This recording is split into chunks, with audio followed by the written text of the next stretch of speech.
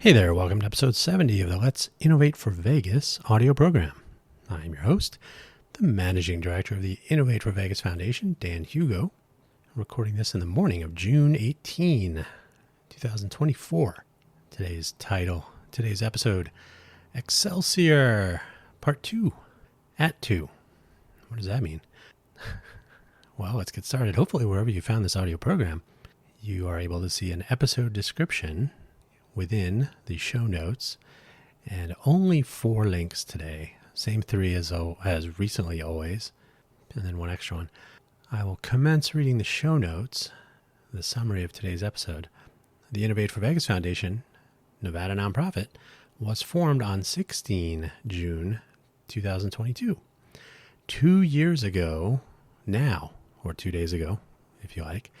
So we are 2 years and 2 days old. And we continue to push the boulder up the hill, Sisyphus, with the most interesting stuff still ahead. Fingers crossed. The links for today's show, the same as always, Innovate for Vegas Foundation homepage, innovateforvegas.org. Our GitHub organization. If you're not familiar with GitHub, it's like a profile with lots of stuff within it. GitHub.com/innovateforvegas. We always spell for F-O-R. Innovate for Vegas. Project ACT is our autonomous cohort tessellation project, a decentralized network tool, platform, notion that we're trying to drive to connect civic volunteers around the country and beyond in the wake of the Code for America Brigade sunset. GitHub.com/project dash, on your keyboard, it might be called a hyphen.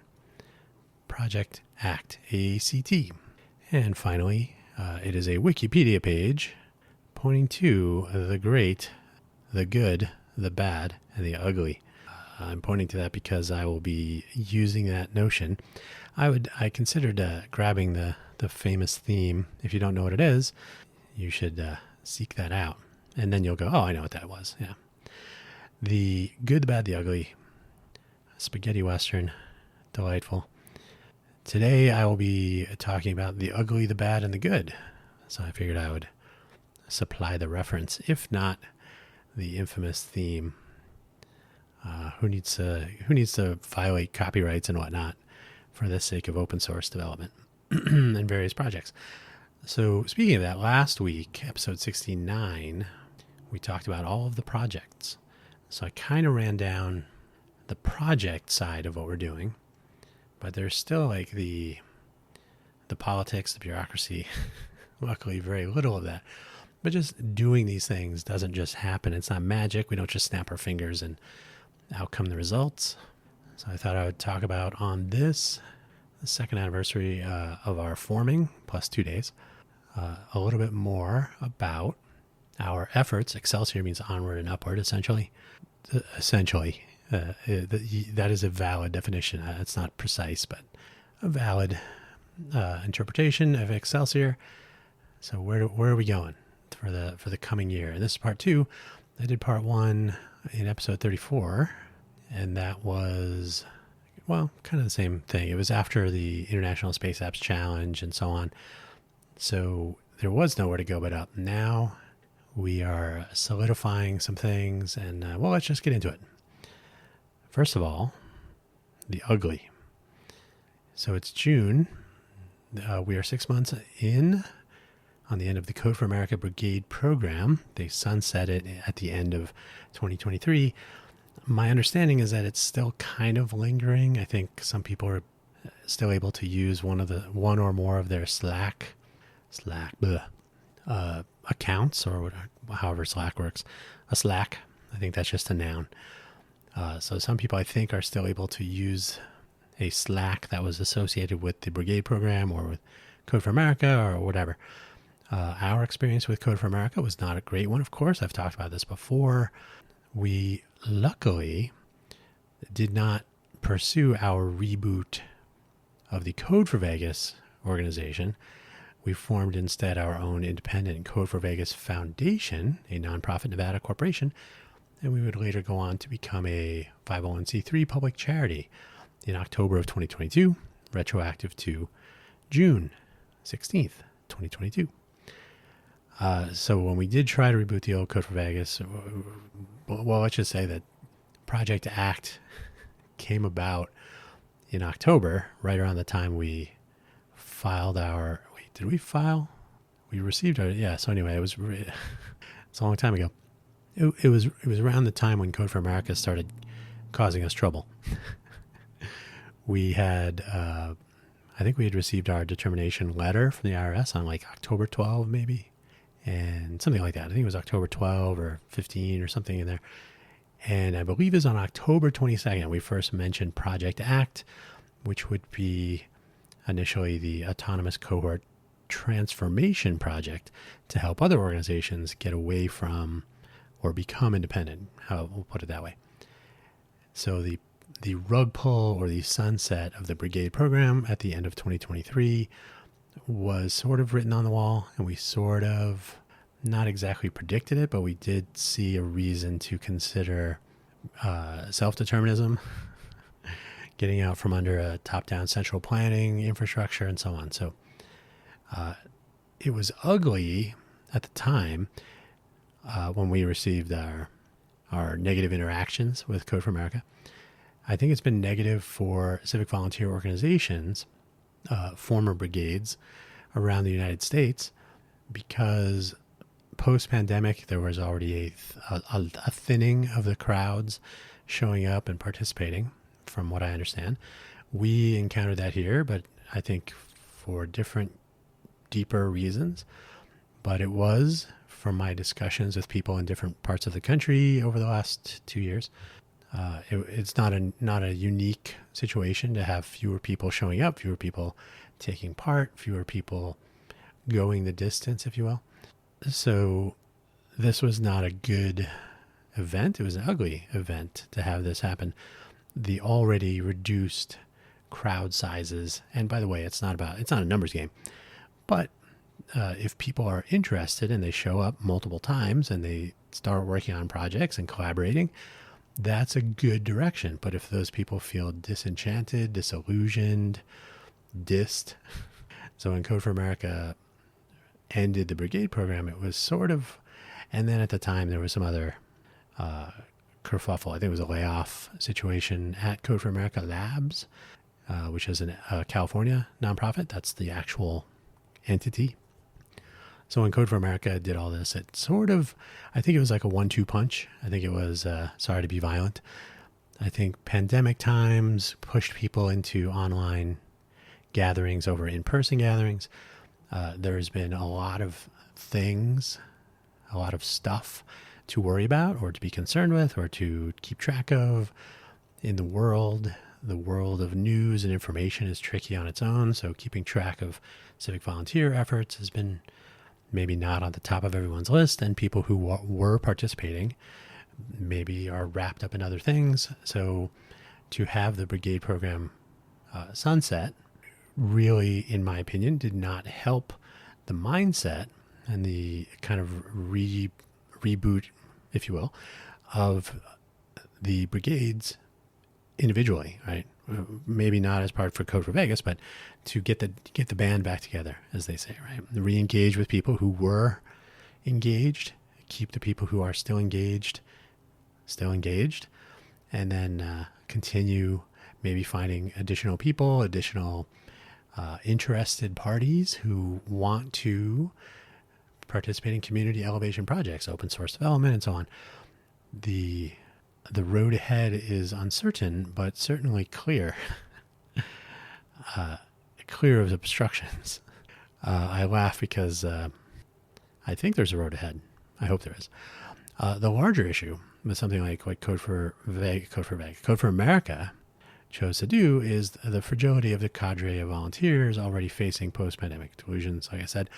So the gesture of pulling the brigade program, to be clear, did not help anything. It probably, from what I'm seeing, it disillusioned people who were still showing up post-pandemic, but were not as excited, enthusiastic. So this was sort of I guess we're done, kind of a feeling That's my take. Now, we were never part of Code for America in our reboot. The original Code for Vegas had a relationship with Code for America.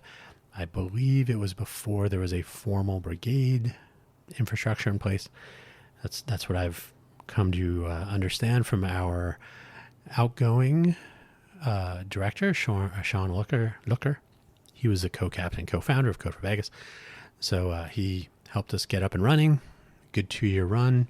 He is a busy person. He was in Tennessee, I think. So over the last 2 years, I've been seeing and hearing similar stories about people not being so excited, not showing up as much, and so on. So I don't think the brigade program shutdown, sunset, I don't think that was the cause, but it didn't help. Didn't help anything. To be honest, I have to say, as a software person especially, but anybody who builds or makes or does anything interesting, you got to test it. You got to find out what works and what doesn't. And I think probably the brigade program could have used some adjustment. They were in the middle of, or maybe at the tail end of, a revisioning. That's with a capital R and a capital V, as in vision. So the revisioning of the brigade program was already taking place. My view, too much top down, too many chefs in the kitchen, if you will, not empowering the people doing the work, the civic volunteers on the ground, as I like to say, who actually interact with their communities and the people that they're building things for, and maybe they're building it for their family and actual friends, and not just people who live near, proximal associations. So I kind of get the sense that there was too much empire building, maybe. So I think ugly is a good word to describe it. When you got to pull that Band-Aid off, though. So I think the Code for America organization did that when they sunset the program. And now the question is, who and how will we reboot again? There's a lot of rebooting going on around this whole thing. So how can we reboot efforts to empower, enable, or as not going to restate it. I will say it again. I'm not restating it as in changing anything. Our purpose statement, as filed when we filed our articles of incorporation in the state of Nevada, and in our determination paperwork for the IRS, our purpose is to enable and encourage ideation, innovation, and implementation to make our communities better. Very explicitly vague. We are not here to build mobile applications. We're not here to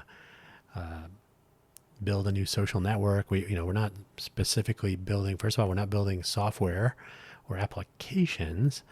We are encouraging, encouraging ideation, innovation, and implementation. That means we're going to identify problems and think about them, come up with novel solutions or integrations. Integration's the fourth I.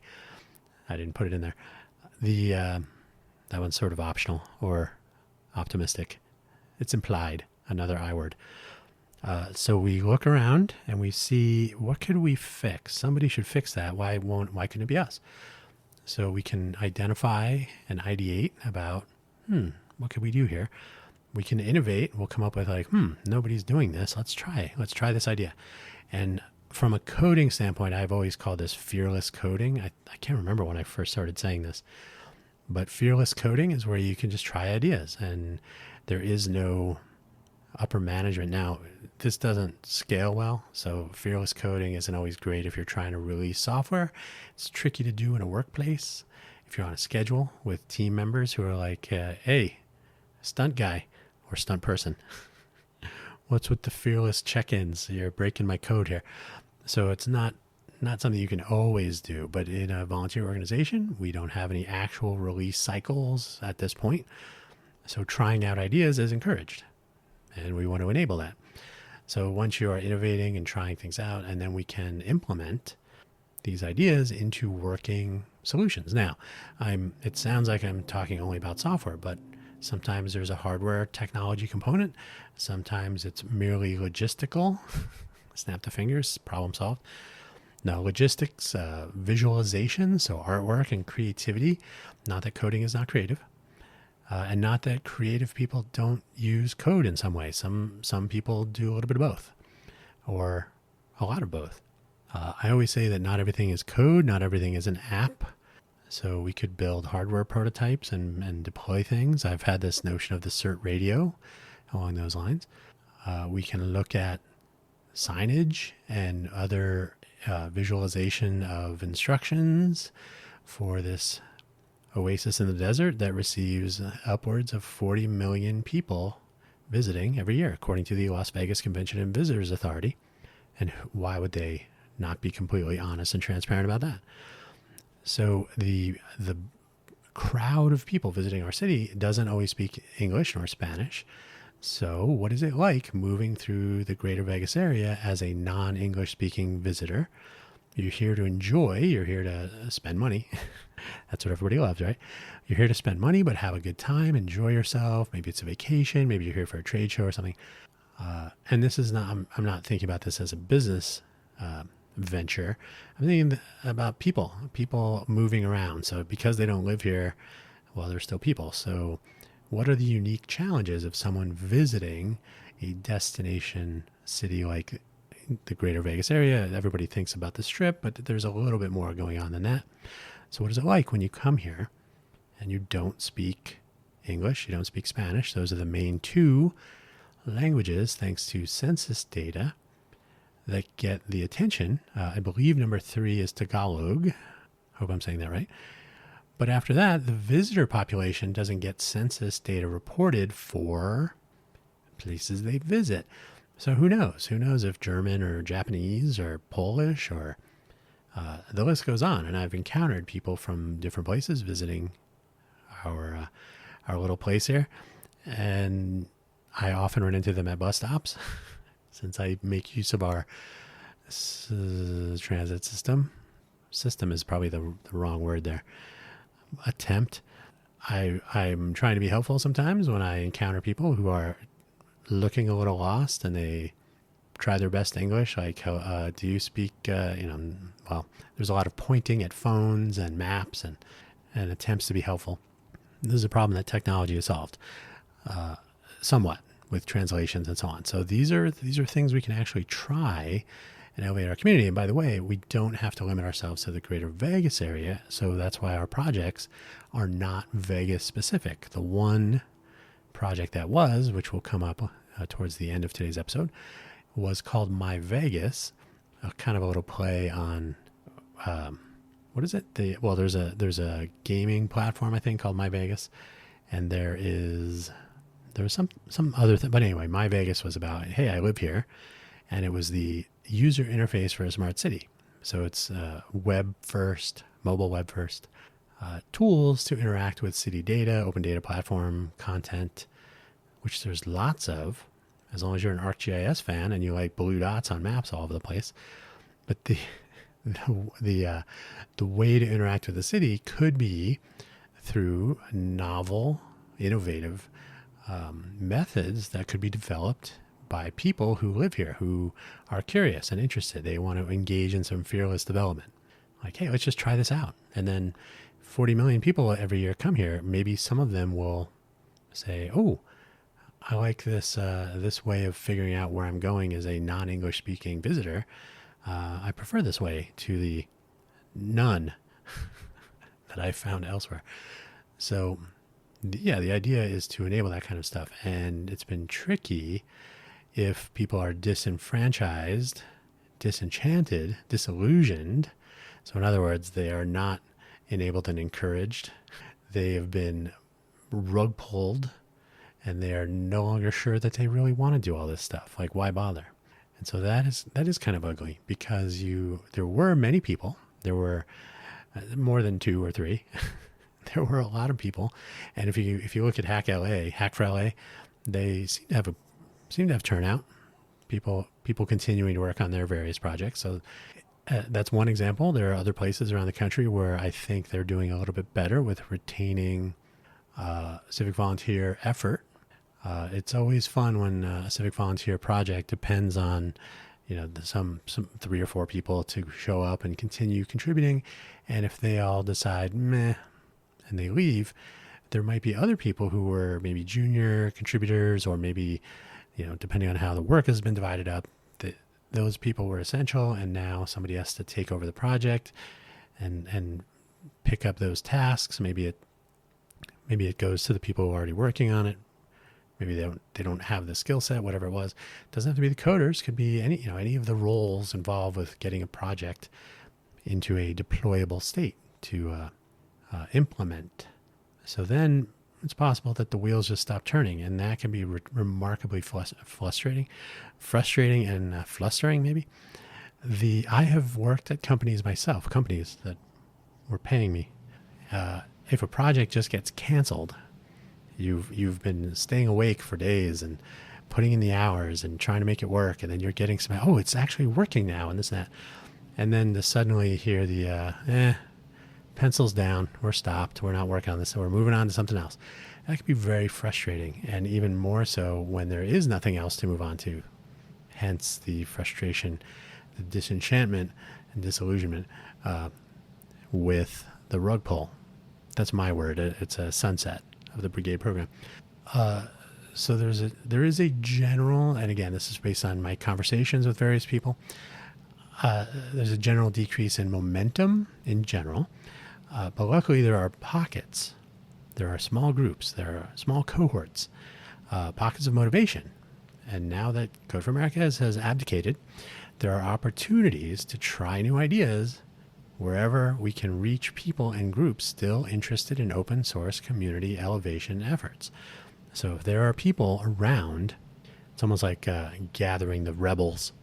If there are people around who are still working on their projects, like I said, Hack for LA is one example. Open Fresno, Open Sacramento. There are groups of former brigades or similar around the country who are maybe disconnected now because of the Slack situation. Maybe there wasn't a tight-knit group otherwise. If you rely 100% on a set of tools that you have no control over for communication, and those tools are taken away, that's a bummer. So decentralization and a lot of open source, a lot of use of free tools, and a lot of encouragement that people extend those, build their own, deploy things that work. And so, like I was saying, our one project that was My Vegas is now My Muni, as in my community, my municipality. And the goal is to start reaching out to these various people around the country, maybe beyond. I know Code for America was focused mostly on domestic America, North America, probably United States. America is one of those words that gets thrown around, and there are different meanings depending on context. So probably domestic United States brigades that have been disbanded, shut down, left to their own devices, etc. So somewhere there are individuals or groups. So that's the one thing too. There may be an undue focus on brigade level development.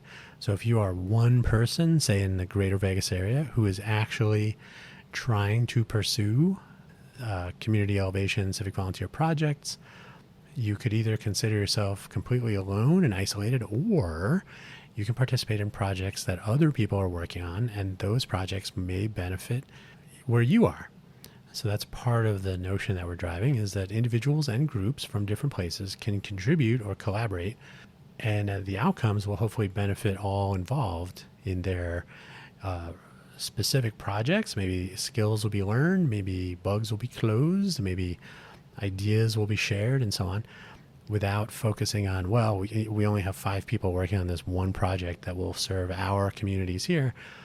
In isolation, right? Isolation and open source don't go great together. That's sort of how open source works. You don't keep yourself isolated. That's why I've come across individuals that I have not talked to in a long time, but people I've somewhat know. You have 170 repos in your GitHub account, your personal GitHub account. 100. That's where you're just like every notion, every thought that crosses my mind, I'm going to create a repo and commit. Anyway, there are people around, and there are groups of people around the United States who are still inclined. They might be waiting to see what's going to happen. not everyone, if everybody charges up the hill all at once, you block each other. So maybe there are some people willing to follow and see what goes on up that hill. That's what we'll find out.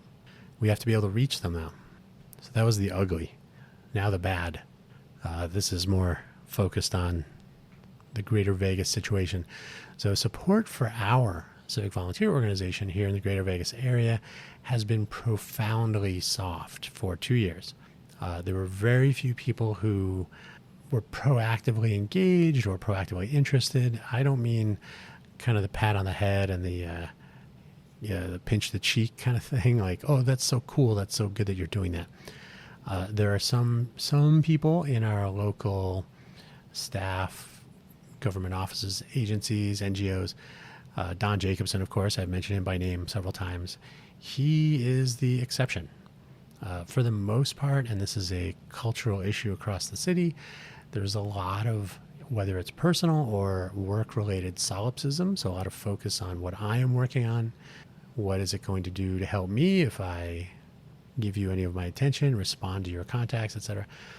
I've reached out to the Regional Transit Commission for Southern Nevada to determine who the current contact is. We had 3 hours of a meeting with the RTC sort of liaison who works with community and development and so on. And he was quite supportive of the notion community developed projects do have a place in transit. And if things go well, we can use whatever you guys come up with instead, you people come up with, instead of relying on the awful transit app company in Montreal, Canada. I'm sure the people are fine. The app and the faceless, nameless developers of it and management and so on. Not sure that they ever ride buses. So that contact person seems to have gone super quiet. Not even sure if that person still works with RTC. Who knows? So reached out last week. We'll almost certainly never hear from the RTC folks. I'm connected to at least one of the co-CEOs on the awful platform that is LinkedIn. I may try that route, or we may just continue working on the Open Transit project, which is my personal favorite because I am a user of our transit system here and I recognize some of the glaring gaps that could be closed with people who are interested in functional tools to help people get around our fair city.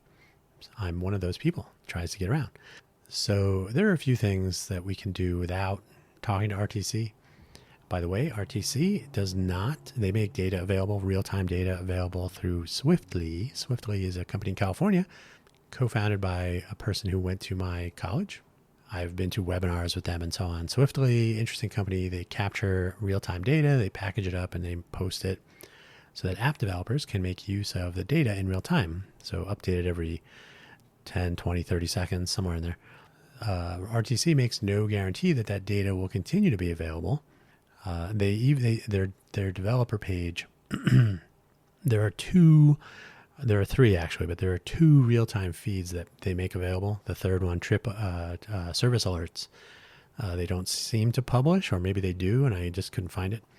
But they publish one for trip updates, but not the vehicle location, I believe it is, real-time feed. So you can get half the picture, you can get a third of the picture.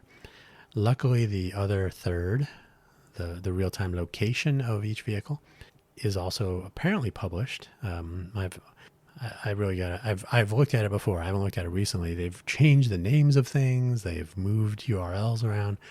They don't really tell people that, and they make no guarantee that data will continue to be available. What that means building or implementing community-driven solutions based on volunteer time tricky if they are not in any way encouraged to stick around. They could literally say, we don't want to support you anymore. No more data.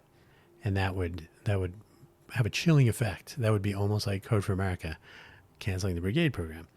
Like we spent all this time and effort. So the interesting thing to do, though, would be to make sure that our local public and the visiting public, users of public transit services, are aware of what we're working on and make it very clear that this could all go away if the RTC decides. So sort of going to the people, not depending on a RTC is not a government agency per se, but they seem to act like it. So support locally, that's sort of the feel that we get, is either no response, as the case with RTC, or also with RTC, so I can use one example, also sort of empty commitments and no assurances that any handshakes or winks or nods will be honored for any time.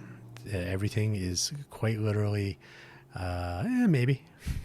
That's an interesting environment to do business. So if we depend on local support, and by that I mean from local agencies, local businesses, people in our communities who would recognize the value of what we're working on, what we're trying to accomplish, and respond to emails, participate in events, perhaps sponsor or donate. Although I have to say our expenses are very low. So we aren't necessarily asking for, we don't need $1 million this quarter, but if you want to sponsor lunch or participate in an International Space Apps Challenge, for example, which that was essentially zero. So that made for a challenge. I talked about that in episode 34 in our sort of post-mortem. So yeah, local support or local interest, I suppose you could say, very low, which I would couple with the third item. So that was the first item. Second item, local innovator participation is similarly lacking. There is a notion that we're going to be the next Silicon Valley here in Greater Vegas. That is not true. It would take a bare minimum of 10 years to identify, to encourage, to cultivate a culture of innovation here, and to develop the skill sets and to foment the interests that it takes to be innovative across. It doesn't have to be like the next killer application, but people who are innovative are given the tools to do so, to be innovative early, or they make themselves enabled. They find the tools. They may not have the tools at hand, but they figure out how to make use of whatever it is they need. If they're into woodworking, but they live in an apartment, they don't have a wood shop that they can work in. Well, they go find a way to use woodworking tools, and so on, right? So true innovators will find a way, just like life. And it's those people that you must enable and encourage and cultivate the culture that develops around them of innovation and expressing creativity, implementing ideas to see if they work, and so on. So we've had people show up for our meetups. We used to have a monthly hackathon meetup. Those who have been to hackathons might say, you mean every month of stay awake all weekend? Not necessarily, though we do have 24-hour access to the International Innovation Center in downtown Las Vegas. One guess which Don Jacobson is in charge of that location, that facility, that resource. So we could stay as long as we like on the weekends we had scheduled. We had the weekend blocked out for, until we said otherwise. We had people attending once asking why more isn't done already, whether there would be free food. And then I know there's supposed to be the rule of 3, but there's no third because those people would never show up again. So that makes for a tricky project planning process, difficult. And in fact, I have commenced work. There have been the oddball individuals who show up more than once. So we commence work on things and then they quite literally evaporate. And so this makes it completely and totally impossible environment for productivity, for committing volunteer time. If my volunteer time is committed based on your volunteer time, and then you decide to never communicate or participate in any way ever again, then my volunteer time is now thrown out the window and I don't have infinite time. So this can be profoundly frustrating, which then leads to disenchantment, disillusionment, and so on. So in order to avoid that, we sort of need to be a little bit more strict. You have to really want to participate. And that will take time here in the greater Vegas area. So local innovation is still very much a work in progress. An innovation culture, it doesn't just get sprinkled on top like ice cream sprinkles, right? It is a thing that emerges. Sometimes it takes years, sometimes decades. It doesn't bode well for the culture of innovation here, but I'd like to think that there always are possibilities. A substantial problem we have here in Greater Vegas, the whole area, likely found elsewhere, also is a discovery challenge. That means people don't know where to find things. They don't know who is doing what. They don't know. My frequent comment here when I've lived here for coming up on 11 years, like 95% of the time, oh, I had no idea that was going on. I would have loved to show up, participate, partake. How do I find these things? Reliance on awful platforms like Meetup and Eventbrite and LinkedIn events and Discord events and Slack events and Facebook events, and the list goes on.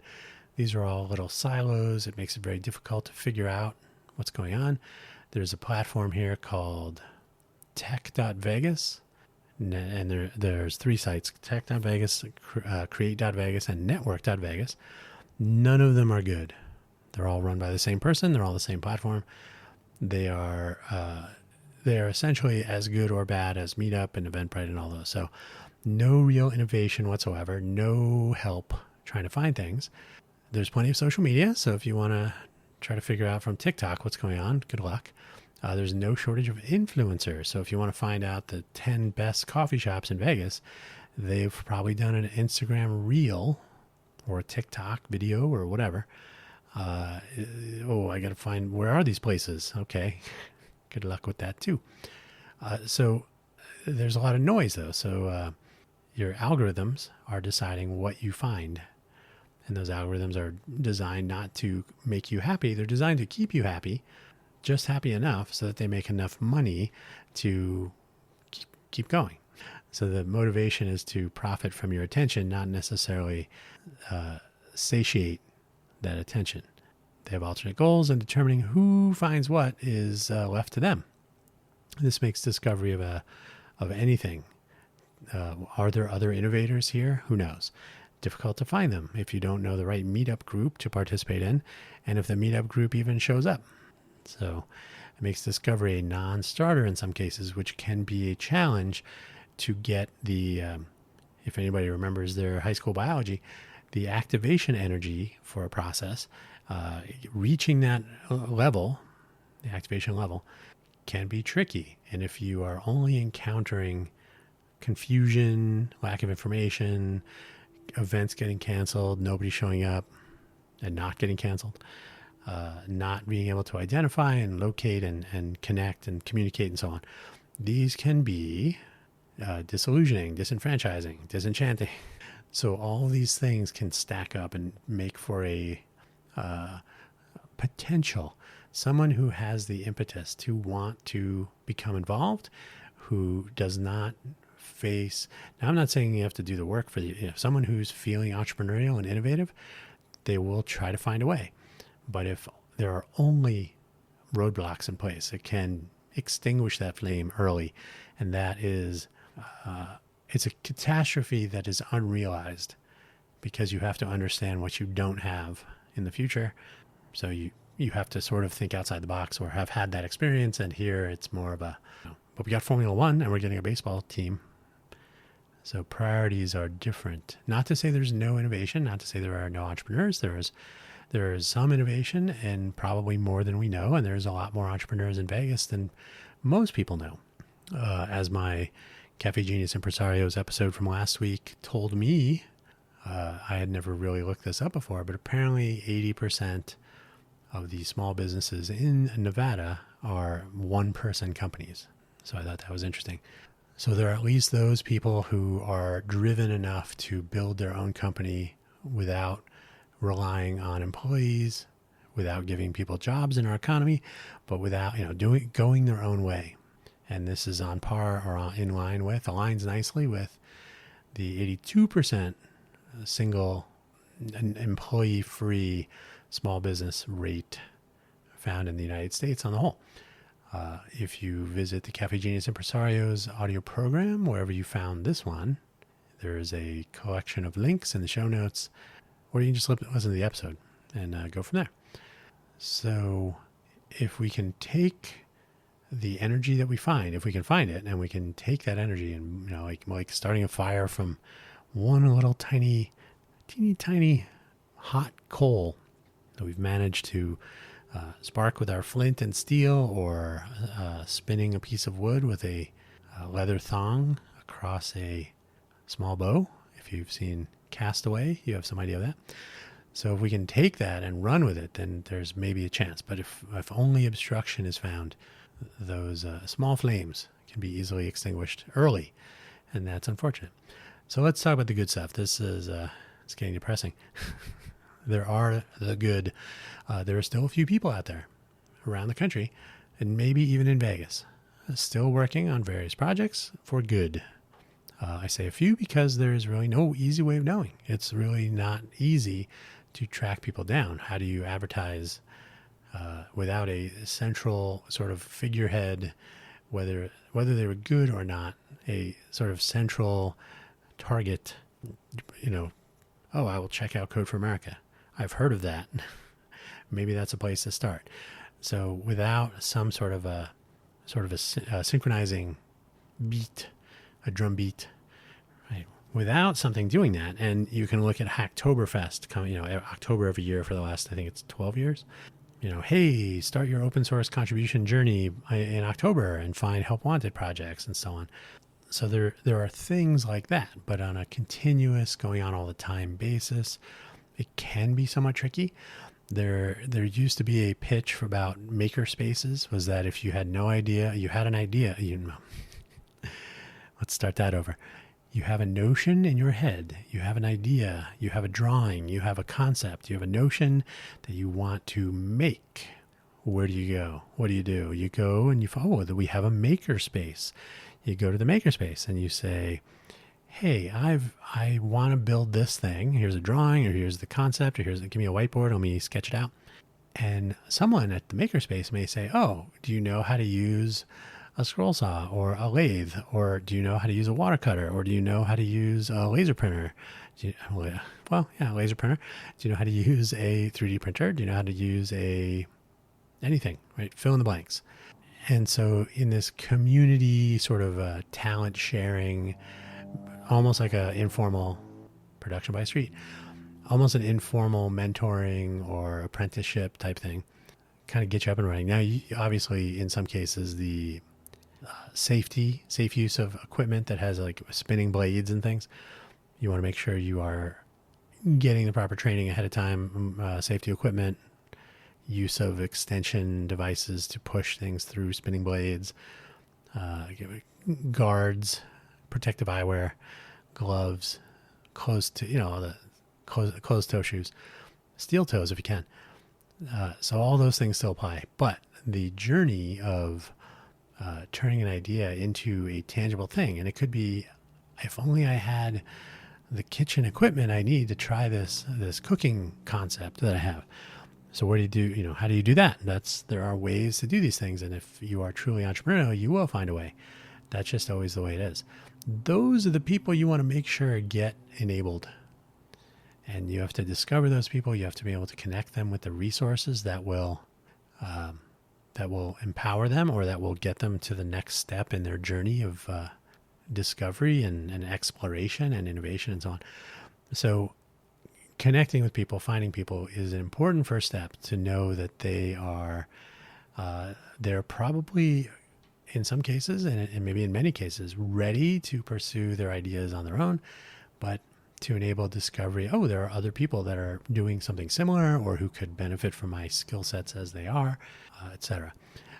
While our innovation culture in the Greater Vegas area needs work, we have tens of millions of people visiting the Greater Vegas area, as I've said, each year, each an opportunity to engage with smarter smart city ideas. Making our smart city smarter has been our tagline. We need to make some progress eventually, but we're not making money, so Nobody's knocking, asking for our deliverables just yet. And if we can focus on the fun economy to start, the people who come to the Greater Vegas area are usually here for one of the fun economy pillars: tourism, conventions or trade shows, gaming, gambling, entertainment, residences, a concert at the Sphere, etc., and professional sports. So not to be confused with gaming. So gaming is gambling machines and games of chance and so on. Professional sports are exactly that. So you could argue that people gamble on sports, but they are treated as different pillars in the fun economy. Fun economy trademark pending.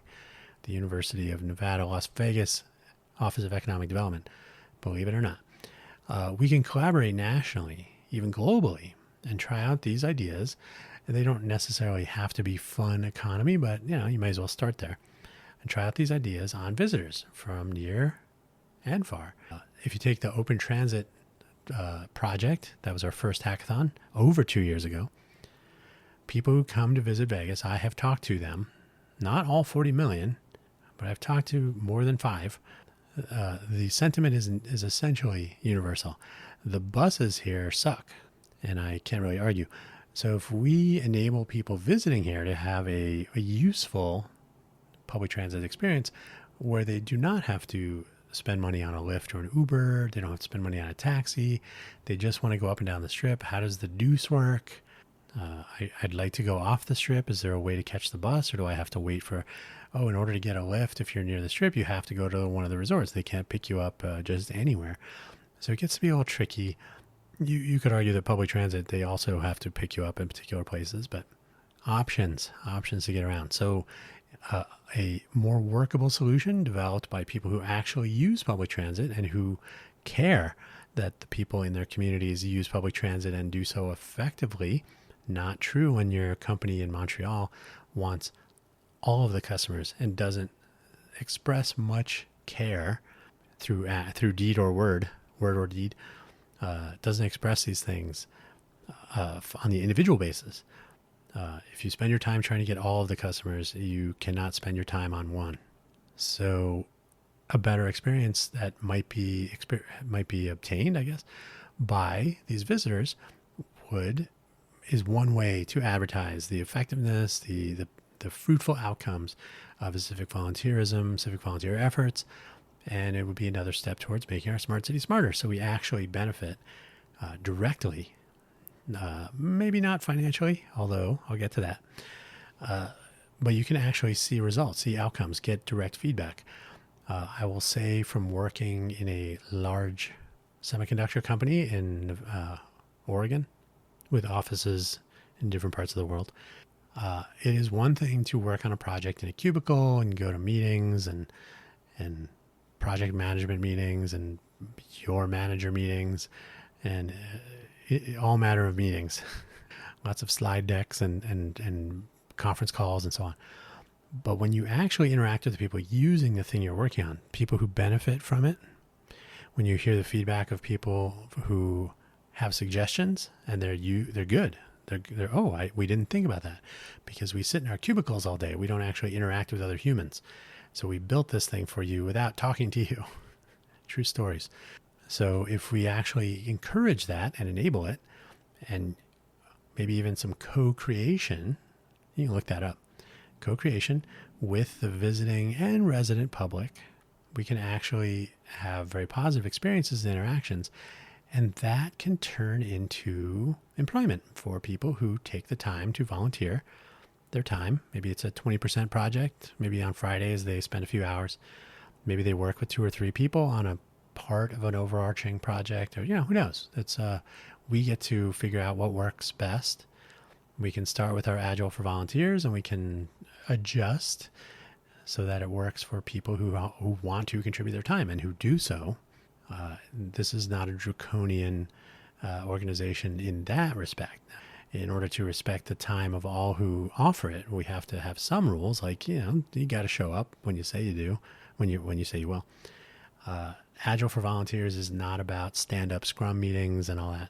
It's about trying to make the most of volunteer time so that you don't feel you're wasting your time when other people don't come through, they don't show up, and so on. So we're trying to factor out the complications of volunteerism so that we can have the time and the resources and the focus to try out those fearless ideas. So that'd be kind of cool. We're solidifying our project foundations. That is to say, the elements on which we can build. So, and we want to enable collaboration from far and wide. So we do have to have our house in order. It's hard to ask people from other places to say, you want me to contribute to your project that will help us, but it's not even there yet. Why isn't more done? And where's the free food, they might ask. I hope not. No, but it is nice to have some idea. So documentation, specs. Now our Agile for Volunteer approach does include collaborative development of user stories. Based on my experience, user stories are a completely reasonable thing. They're a reasonable approach to developing what your project is going to be, rather than one person sitting down and making a specification in isolation, because then who knows what you come up with and who will like it and who won't. So if you can actually develop user stories with context and maybe even try some co-creation early, you might have a product that people are expecting should be what they're hoping for as well. So our first focus, really, open transit is my favorite, the one I would love to see deployed for various reasons, mostly because it would be a real-time project, capturing real-time data, getting real-time rider feedback, not a survey once every few months or years. So very practical, very, very proof of concept that works, very idea validating. Based on what we have so far, and if other people have other findings, we can see if we can close some other gaps.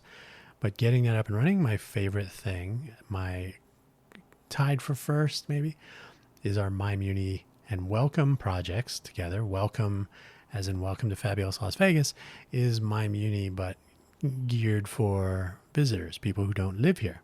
So if you live in Vegas, you may be looking for information about utilities, habitat encroachment, non-strip transit options, like where do the bus stops lead to getting to school and to work and so on.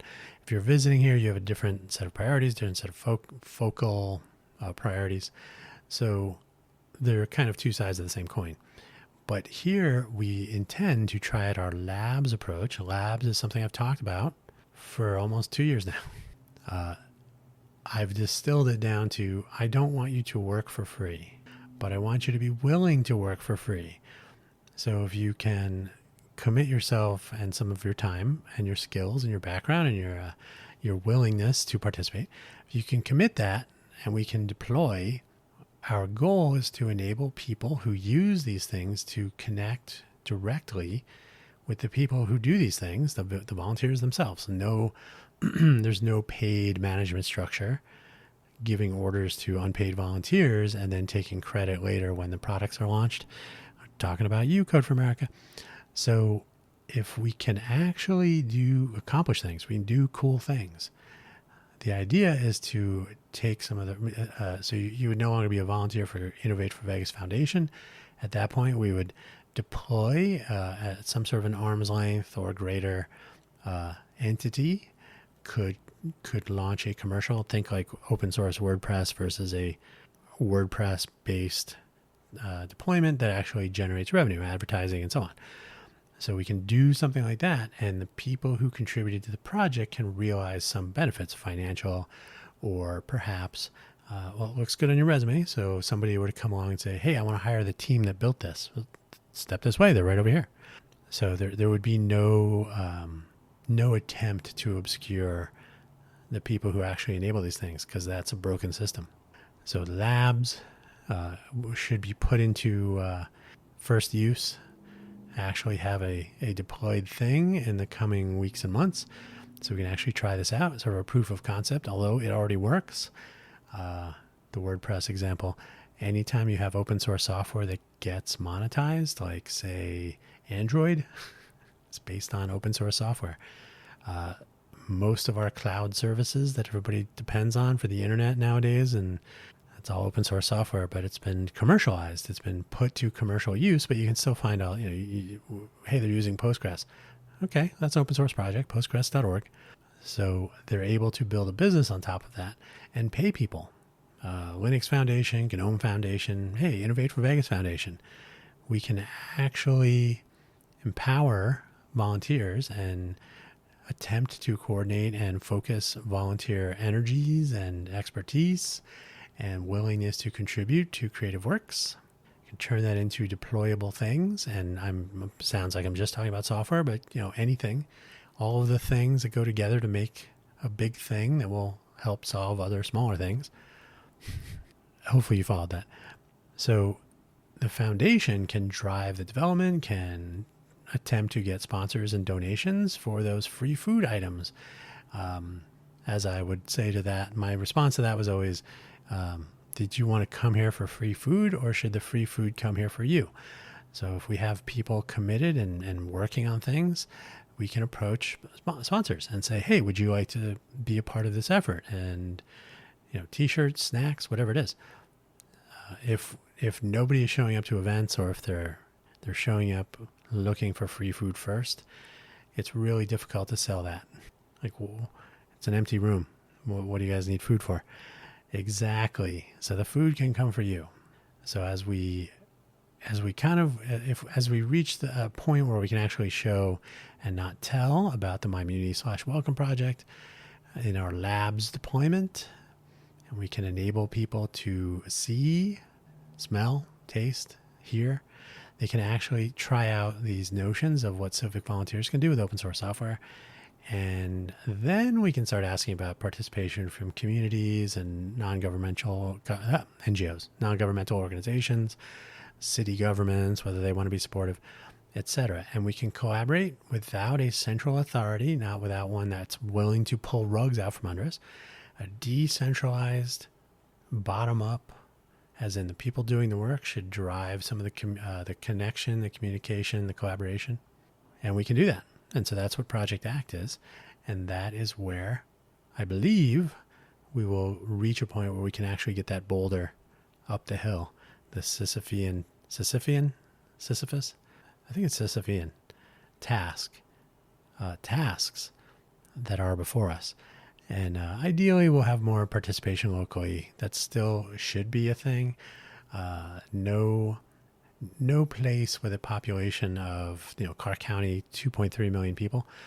A place with 2.3 million people living residential population should not be, and almost certainly should not be, and it is almost certainly not completely devoid of local innovators interested in the things that we are pursuing. I can almost guarantee that. I will say that there are local innovators. There are people doing interesting things here. They are not all doing robots and apps.